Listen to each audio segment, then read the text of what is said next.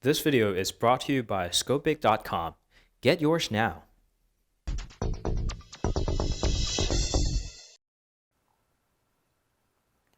Hey guys, welcome back. This is Phil from Untitled.com, and today we're going to take a look at the Huawei P9. What we got here is a 3 gigs with the 32 gigs of storage with a single SIM card slot. Let's start with the design. Huawei has done a terrific job at making this look good. The all-metal construction is very good, and overall build quality is simply excellent. Although the phone itself is pretty squarish and boxy, the phone feels pretty good in the hand. Now, what matters the most for the P9, of course, is that Leica co-engineered dual camera. To make things simple, it's a good camera. It captures enough details and does a pretty good job at the low lighting conditions. You can always choose to use only the monochrome sensor, and it captures even more detail than the RGB sensor. And if you want a bit more fun, there always is this vivid colors that resembles the color profile of the Leica cameras. It gives a little vignetting around the corner and a little bit more punch to the colors. Of course, there's a standard and smooth colors if you want to go for a smoother color tones. Another fun feature for the camera is the depth control. You can choose between the f0.95 to f16, so you can change your aperture, of course not by the hardware.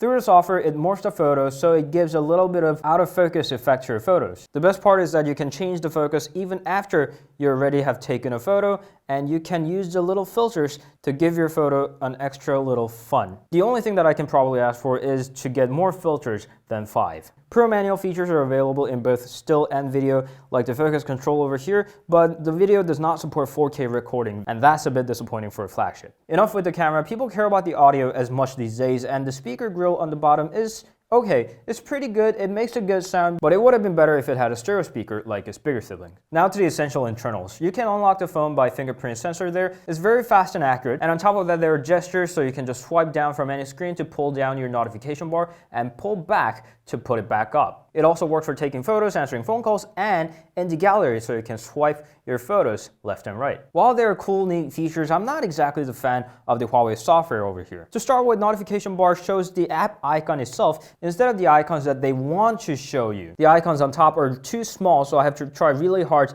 to see if I'm on 3G or 4G network, and the soft key buttons are too condensed. It's really hard to press that back button because it's too centered. And as a Huawei tradition, it doesn't have the app drawer, so you will have to line your icons on the desktop. And plus a little minor complaint here that the pull-up menu should let users customize the order and the apps. But do keep in mind that most of the complaints that I just mentioned are about to get better as it gets updated with the Android Nougat and EMUI 5.0. Now let's talk about that battery time. With full LTE network and mostly web surfing, it gives about 4 hours of screen on time. And the interesting part here is that although the power plan gives you performance mode and ultra, these two really don't show much differences. You can see that the expected usage has only 6 minutes of differences. But using your phone in the smart mode does limit the CPU power and does make it a bit sluggish, so I just suggest that you use it in the performance mode. There also is RGB power saving, which limits the screen resolution to HD, but that didn't really work for me either. And the biggest complaint about the battery and the power is that it doesn't support quick charge. The P9 Plus does, the smaller one does not. So you will have to charge it over 2 hours to fully charge this guy. Now, the conclusion time.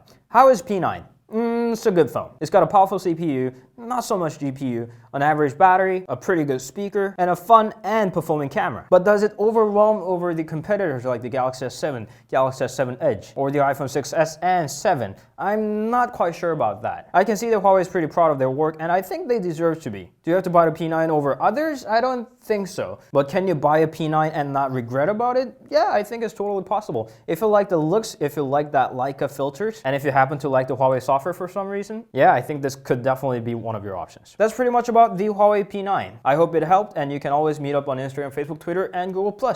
We'll see you guys later. Ciao.